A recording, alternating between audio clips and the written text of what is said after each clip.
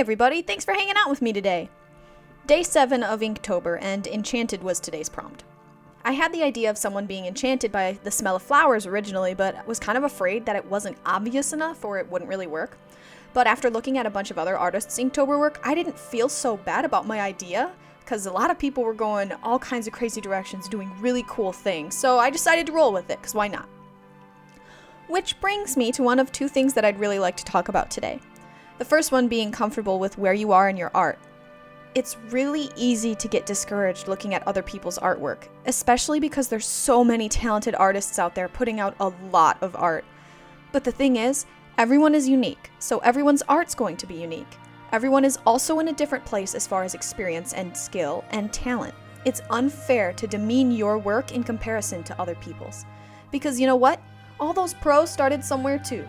We all start at the bottom. Well, or at least close to the bottom, but that's a rant I'm not going to get into. And we work our way up. How much effort and time put into the work we do is our own choice, and we have to be comfortable with that and accept it. Some of us can't afford to go to a big art college. Some of us don't have hours of time to spend drawing every night. Some of us give up what we love in pursuit of other things for reasons abound. In short, don't let people's art hurt your ego, especially if you aren't where you want to be in skill. It's just not fair. And don't let the people that say, well then draw more, derogatorily, bring you down. Yes, the truth is drawing more is really the only way to improve. But if you can't for X reasons, don't fret. Don't take that as a sign that you're not meant to be an artist because you're not good enough. They aren't you, and it's easy for people to say you need to draw every day, you need to do it more, if they don't know you or what you're going through. Draw because you want to. Make improvement a joy, not a chore. And the best way to do that is letting go of your expectations and accepting the reality of where you are in your art and just going with it.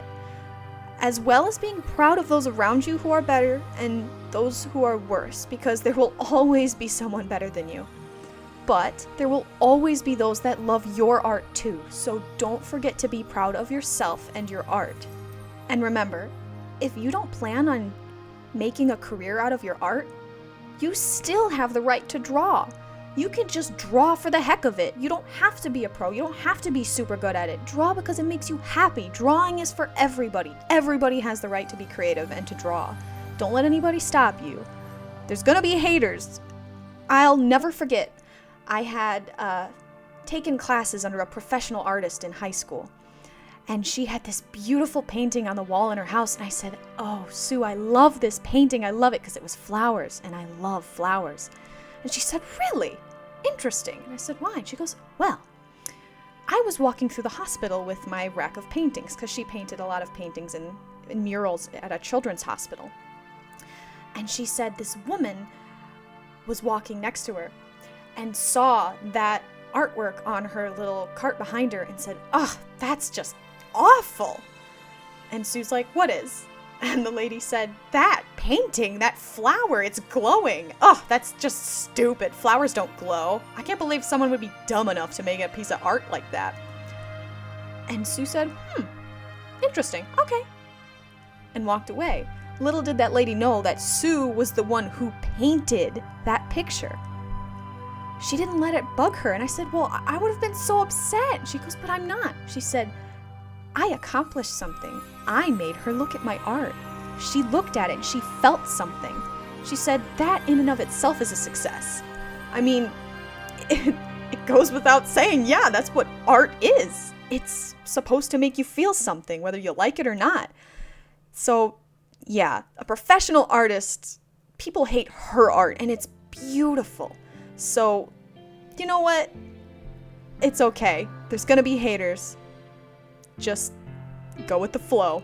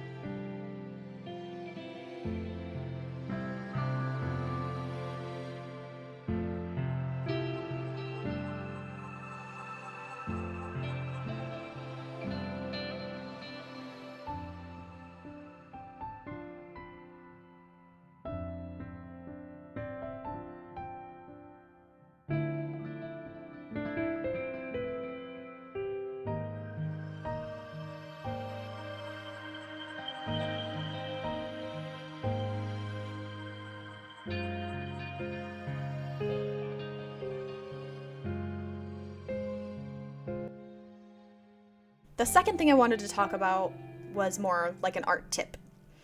When drawing things in big groups, like my bouquet of flowers, having variation in line thickness can definitely help differentiate all the different plants. You can do this in a variety of different ways, with shading, like cross-hatching if you're using just pen and stuff, or even pencil. It doesn't have to be just ink. I did it by varying the line thickness and kind of shading in some areas, but it made it a little easier to tell things apart, and it kind of makes it pop a little bit more. Is it a necessity? No, definitely not. You can do whatever you want. It's your art. But I think it's fun sometimes, because if you think you made a mistake or something, you can hide it. I'm all about hiding those mistakes.